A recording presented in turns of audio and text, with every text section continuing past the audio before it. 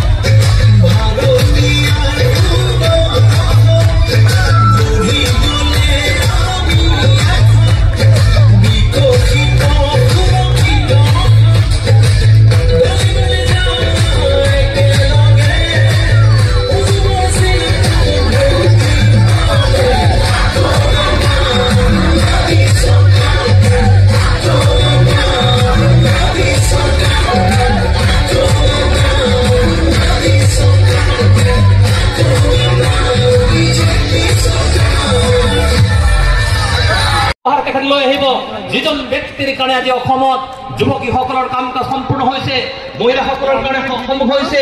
অৰুণোদয় আঁচনিৰ প্ৰক্ৰিয়া আৰম্ভ হৈছে, সম্পূৰ্ণ সমৰ্থন দিয়াৰ কাম আৰম্ভ হৈছে, ছাত্ৰ ছাত্ৰীসকলকে বিনামূলীয়া শিক্ষাৰ আৰম্ভ হৈছে, এই হায়াৰ ছেকেণ্ডেৰী পঢ়ি থকা ল'ৰা ছোৱালীসকলৰ কাৰণে, ডিগ্ৰী পঢ়ি থকা ল'ৰা ছোৱালীৰ কাৰণে মাষ্টাৰ ডিগ্ৰী পঢ়া ল'ৰা ছোৱালীসকলৰ কাৰণে ই সম্পূৰ্ণ